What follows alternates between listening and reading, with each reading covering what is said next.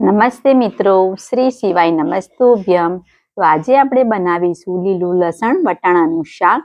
તો તેની રેસીપી જોવા માટે મારી ચેનલને પ્લીઝ લાઇક, શેર અને સબસ્ક્રાઇબ કરવાનું ભૂલતા નહીં, જેથી તમને મારા નાના વિડીયોની નોટિફિકેશન મળતી રહેશે.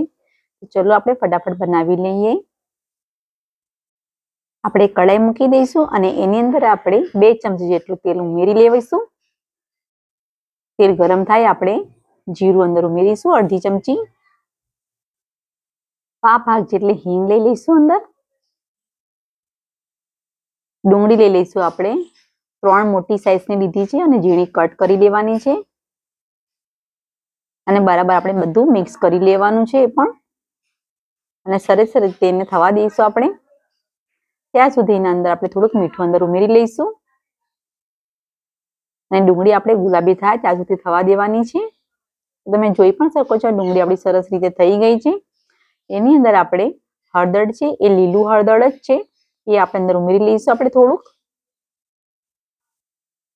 એ પણ મિક્સ કરી લેવાનું છે આપણે પહેલા. તો બધું મિક્સ કરી નાખ્યું છે એ પણ આપણે.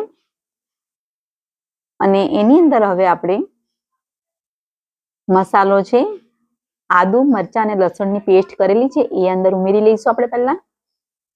તો આપણે 2 ચમચી જેટલું અત્યારે ઉમેરી દીધું છે.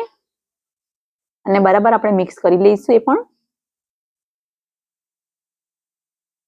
સાથે સાથે એના અંદર આપણે ટામેટા પણ લઈ લઈશું અને ટામેટા 2 મોટી સાઈઝના લીધા છે અને એ પણ આપણે કટ કરીને અંદર ઉમેરી લઈશું. એ પણ બરાબર મિક્સ કરી લઈશું આપણે. ટામેટા એકદમ સરસ રીતે ચડે ત્યાં સુધી થવા દેવાનું છે.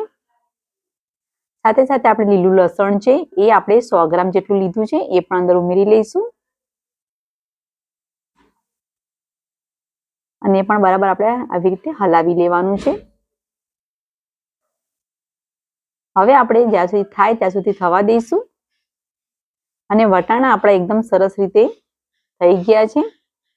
એને કાઢી લઈશું અને તમે જોઈ પણ શકો છો આપણું આ બધું મિશ્રણ કરેલું છે, બધું મસાલો એ પણ આપણો કમ્પ્લીટ રીતે થઈ ગયો છે. હવે એની અંદર આપણે વટાણા છે એ અંદર ઉમેરી લઈશું બાફેલા અને આપણે બધું મિક્સ કરી લઈશું એ પણ. હવે આપણે એને 5-10 મિનિટ માટે થવા દઈશું.